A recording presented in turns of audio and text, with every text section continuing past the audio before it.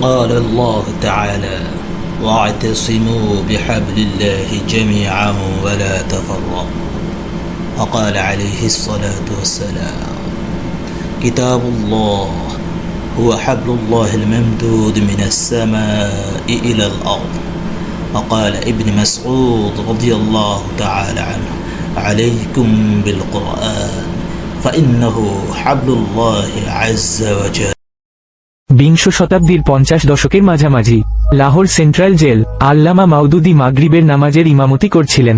নামাজান্তে হঠাৎ কারার দরজা খুলে গেল। আচমকা 14 থেকে 15 জন সৈন্য প্রবেশ করল। মার্শাল ল প্রধান জিজ্ঞেস করলেন, মাওদুদী কোন হে? মাওদুদী কে? আল্লামা মাওদুদী বললেন, আমি আবুল আলা মাওদুদী। উত্তর এলো, মাসালায় কাদিয়ানি বই লেখার অপরাধে আপনাকে মৃত্যুদণ্ড দেওয়া হয়েছে, যার বিপরীতে আপিল করার কোনো সুযোগ নেই। হ্যাঁ, তবে গভর্নর জেনারেলের কাছে প্রাণ ভিক্ষার আবেদন করতে পারেন। আল্লামা অপ্রত্যাশিতভাবে বললেন, কারো কাছে প্রাণ ভিক্ষার আবেদন করার ইচ্ছে আমার নেই। জীবন ও মৃত্যুর ফায়সালা জমিনে নয়, আসমানে হয়ে থাকে। সেখানে যদি আমার মৃত্যুর সিদ্ধান্ত হয়ে থাকে, তাহলে পৃথিবীর কোনো শক্তি আমাকে মৃত্যুর হাত থেকে বাঁচাতে পারবে না।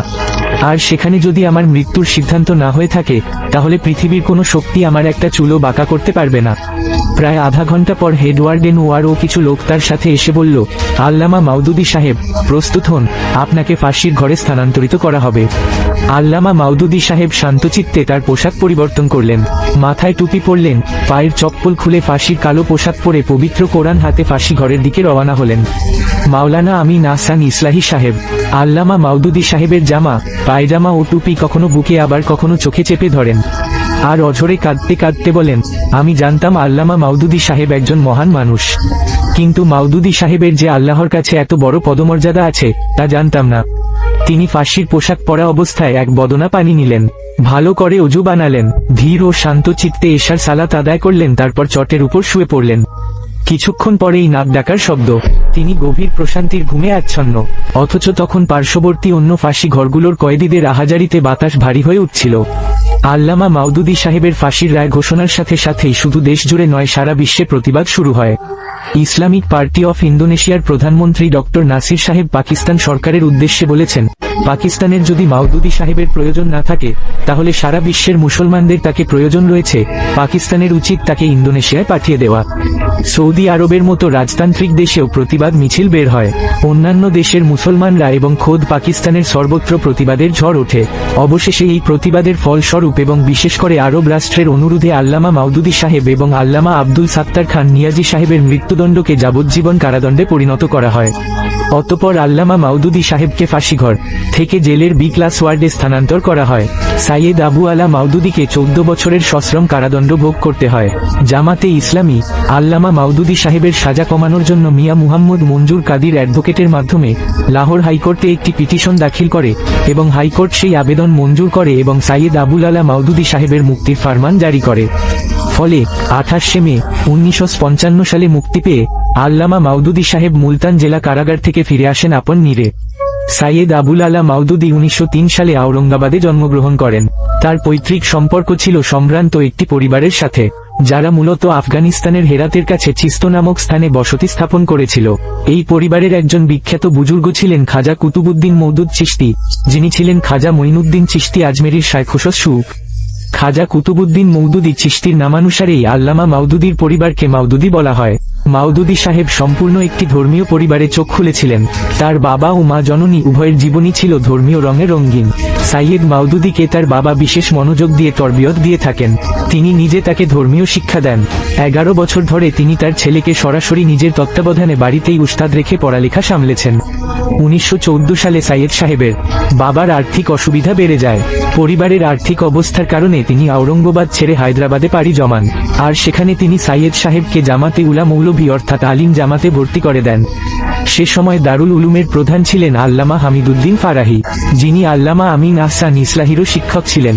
সাইয়েদ সাহেবের বাবা তাকে দারুল উলুমে ভর্তি করে নিজে ভোপালে চলে যান, আর মাওদুদী সাহেব শিক্ষায় মনোনিবেশ করেন। কিন্তু শিক্ষার এই ধারা 6 মাসের বেশি চলতে পারেনি। বছর না যেতেই ভোপাল থেকে খবর আসে তার শ্রদ্ধেয় পিতা ইহলোক ত্যাগ করে তাকে ছেড়ে পরলোকে পাড়ি দিয়েছেন। তারপর 2 বছরের তিক্ত অভিজ্ঞতা তাকে এই শিক্ষা দিয়েছে যে পৃথিবীতে মর্যাদা নিয়ে বাঁচতে হলে নিজের পায়ে দাঁড়াতে হবে। তার শ্রদ্ধেয় পিতার মৃত্যুর পর পরিবার ও জীবিকা নির্বাহ নিয়ে চিন্তিত হয়ে পড়েন। আল্লাহ রব্বুল আলামিন তাকে এক সুপ্ত প্রতিভার অধিকারী বানিয়েছিলেন। সে প্রতিভাটি ছিল কলমের শক্তি। তিনি ছিলেন ক্ষুরধার লিখনির অধিকারী। তাই তিনি মনস্থির করেছিলেন যে তিনি কলমের মাধ্যমে মানুষের কাছে তার চিন্তা পৌঁছে দেবেন এবং সেটাকেই জীবিকার উপায়ে পরিণত করবেন। এবং সে ধারাবাহিকতায় তিনি সাংবাদিকতা পেশায় কলামিস্ট এবং সম্পাদক হিসেবে নিজেকে প্রতিষ্ঠিত করেন। তিনি আকবরে মদিনা, তাজ এবং জমিয়তে উলামায়ে হিন্দের রোজনামা দিল্লি পত্রিকাগুলোতে সম্পাদক পদে কাজ করেন।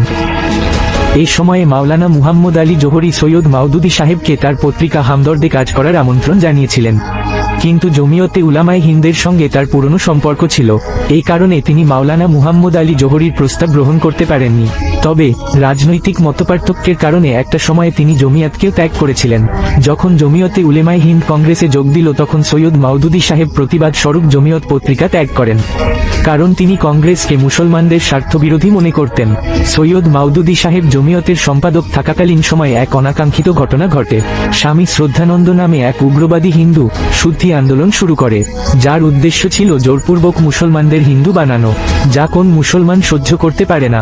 এবং সে আমাদের নবী মুহাম্মদ সাল্লাল্লাহু আলাইহি ওয়াসাল্লামকে কটূক্তি করে এবং তাকে অবমাননা করে প্রবন্ধ লিখে। এতে জনৈক মুসলমান ক্ষিপ্ত হয়ে শ্রদ্ধানন্দকে হত্যা করে বসে।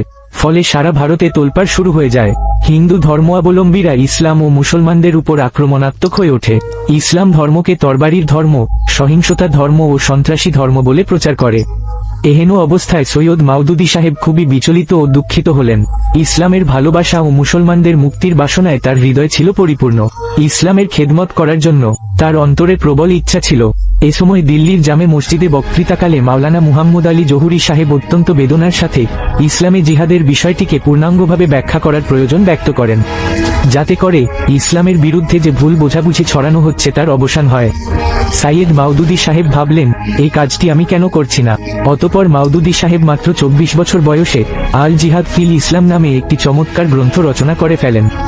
এত অল্প বয়সে এমন একটি মারাকাতুলারা গ্রন্থ রচনা তাকে অভাবনীয় কৃতিত্ব এনে দেয়, যার জন্য তিনি সর্বস্তরের প্রশংসা পেয়ে থাকেন। এই বইটি সম্পর্কে আল্লামা ইকবাল বলেন, এটি এমন একটি চমৎকার গ্রন্থ যেখানে ইসলামে জিহাদের বিধান, সন্ধি, শান্তি চুক্তি ও যুদ্ধের আইনি ভিত্তি ও পদ্ধতির উপর সুনিপুণতার সাথে সবিস্তারে আলোচনা করা হয়েছে। আমি জ্ঞানী পিপাসু ব্যক্তিদের পরামর্শ দিই তারা যেন এটি অধ্যয়ন করে। এই হায়দ্রাবাদে অবস্থানকালে সৈয়দ মাওদুদী আরও বিভিন্ন গ্রন্থ রচনা করেন। পাশাপাশি তিনি ভারতের রাজনৈতিক অবস্থা এবং মুসলমানদের অবস্থা গভীরভাবে পর্যবেক্ষণ করেন। এই সময় তিনি প্রতিনিয়ত জাতির সংস্কারের নানা পদক্ষেপের কথা ভাবতে থাকেন। অবশেষে জাতির সংস্কারের উদ্দেশ্যে 1932 সালে তিনি হায়দ্রাবাদ থেকে তর্জমানুল কুরআন নামে একটি পত্রিকা প্রকাশ করেন। দাওয়াতের ক্ষেত্রে প্রথমে তিনি যে কাজটি করতে চেয়েছিলেন তা হল মুসলমানদের মন থেকে পশ্চিমা ও ইউরোপীয় ধ্যান ধারণা ও পদ্ধতির প্রভাব দূর করা। তিনি জীবনের ইসলামের প্রতিটি অঙ্গনে মানুষকে পথ দেখান। তর্জমানুল কুরআন পত্রিকাটি মুসলমানদের মধ্যে খুবই জনপ্রিয় হয়ে ওঠে এবং এটি একটি আন্দোলনের রূপ নেয়, যা পরবর্তীতে জামায়াতে ইসলামীর ভিত্তির কারণ হয়ে দাঁড়ায়। এবং অবশেষে 1941 সালের 26শে আগস্ট সৈয়দ আবুল আলা মাওদুদী রহমতুল্লাহ আলাইহি তার সমমনা 74 জন সঙ্গীদের নিয়ে জামায়াতে ইসলামী প্রতিষ্ঠা করেন। দলের অবস্থান স্পষ্ট ছিল যে ইসলাম একটি পূর্ণাঙ্গ জীবন বিধান এবং রাজনীতি ও রাষ্ট্রীয় বিষয়সহ জীবনের সব ক্ষেত্রে ইসলামী শিক্ষার প্রয়োগ করা উচিত। সৈয়দ মাওদুদীর এই সংস্কার রাজনৈতিক চিন্তা শুধু পাকিস্তানে নয়, বিশ্বের বিভিন্ন দেশে বিভিন্ন সংগঠনের আকারে দেখা দেয়। জামায়াতে ইসলামী হিন্দ, জামায়াতে ইসলামী বাংলাদেশ, তিউনিশিয়ার আন্নাদা, মিশরের ইখওয়ানুল মুসলিমিন, নামান্তরে মুসলিম ব্রাদারহুড, তুরস্কের রাফা, সুদানের হরকাত আল ইসলামিয়া, মার্কিন যুক্তরাষ্ট্র এবং কানাডায় ইকনার ইলাইফ ইত্যাদি বিশ্বজুড়ে ইসলামিক আন্দোলনের একটা সার্কেল জন্ম দেয়। একটা সময়ে জামায়াতি ইসলামী পাকিস্তান দলে টার্নিং পয়েন্ট আসে, যখন ডক্টর ইসরার আহমদ, আমিন আহসান ইসলাহি এবং আরশাদ আহমদ হাক্কানির মতো বড় নাম মাওদুদী সাব থেকে নিজেদের দূরে সরিয়ে নিয়ে জামায়াতে ইসলামী ত্যাগ করেন। এর কারণ ছিল মতভেদ। মাওদুদী সাহেব বিশ্বাস করতেন এখন আমাদের নির্বাচনী রাজনীতিতে অংশগ্রহণ করা উচিত, যদিও ডক্টর ইসরার আহমেদ এবং অন্যদের মতামত ছিল যে এটি একটি সম্পূর্ণরূপে ইসলামী আন্দোলন হওয়া উচিত। এবং তারপর এই মতের পার্থক্য বিচ্ছিন্নতার দিকে নিয়ে যায়। সৈয়দ আবুল আলা মাওদুদী রহমতুল্লাহ ছিলেন একজন রাজনৈতিক দূরদর্শী বুদ্ধিজীবী ব্যক্তিত্ব, যার প্রমাণ আজ রাজনৈতিক মাঠে ময়দানে বর্তমান। তিনি তার কলমের মাধ্যমে সমগ্র বিশ্বে ইসলামী রাজনীতির চেতনা সৃষ্টি করেছিলেন, যেই চেতনা জাতি হারিয়ে ফেলেছিল শত শত বছর ইংরেজদের গোলামিতে নিমজ্জিত থাকার কারণে। তবে রাজনীতিবিদ মাওদুদির চেয়ে গবেষক ও লেখক মাওদুদি ছিলেন অনেক উচ্চতায়।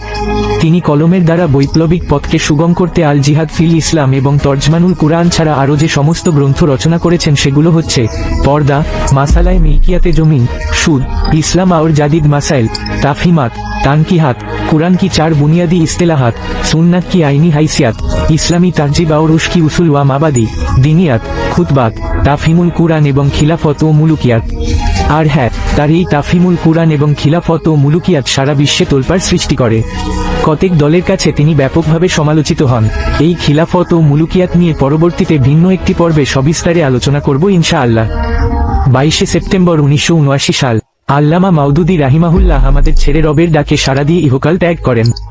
আমেরিকার বাফেল শহরে একটি হসপিটালে তিনি ইন্তেকাল করেন, যে হসপিটালে তার বড় ছেলে ডক্টর আহমেদ ফারুক মাওদুদি কর্মরত ছিলেন। তাকে চিকিৎসার জন্য সেখানে নেওয়া হয়েছিল। একটি চার্টার্ড বিমানযোগে নিউ ইয়র্কে তার মৃতদেহ নিয়ে আসেন এবং আল্লামার প্রথম জানাজার নামাজ নিউ ইয়র্কে আদায় করা হয়। মানুষের ভিড়ের তুলনায় জায়গা ছিল অপ্রতুল, তাই 6 বারে তার নামাজ পড়া হয়। তারপরে মৃতদেহটি লন্ডনের হিথ্রো বিমানবন্দরে আনা হয়। সেখানে সারা ইউরোপ থেকে হাজার হাজার মুসলমান আল্লামার জানাজায় জড়ো হন। এরপর লন্ডন থেকে করাচি, এখানে জামায়াতি ইসলামী পাকিস্তানের দ্বিতীয় আমির জনাব মিয়া তুফাইল মুহম্মদ সাহেবের ইমামতিতে লাখো জনতার উপস্থিতিতে তৃতীয় জানাজা অনুষ্ঠিত হয়। 24 সেপ্টেম্বর 1979 আছরের সময় তার মরদেহ আনা হয় লাহোরে সিটি গার্ডেন তার নিজ বাসভবনে, এবং পরের দিন সকাল 10টা পর্যন্ত আল্লামা সৈয়দ আবুল আলা মাওদুদি রহমতুল্লাহ আলাইহের শেষ দর্শন সম্পন্ন করা হয়। অতঃপর তাকে লাহোরের কারজাফি স্টেডিয়ামে নিয়ে যাওয়া হয়, যেখানে আল্লামা ডক্টর ইউসুফ আল কারজাভির ইমামতিতে 25 লক্ষ লোকের সমাগমে শেষ জানাজা আদায় করা হয়। তারপর সৈয়দ আবুল আলা মাওদুদিকে সিটি পার্ক নিজ বাসভবনে সমাধিস্থ করা হয়। আর এভাবেই পৃথিবী থেকে চলে গেলেন এই শতাব্দীর ইসলামী আন্দোলনের প্রাণপুরুষ আল্লামা সাইয়্যিদ আবুল আলা মাওদুদি রহমতুল্লাহি আলাইহ। আশা করি ভিডিওটি ভালো লেগেছে। ভালো লেগে থাকলে সাবস্ক্রাইব বাটনে ক্লিক করে রাখুন, যাতে করে এই যাবতীয় ভিডিও অতি সহজেই আপনাকে নোটিফাইড করতে পারি।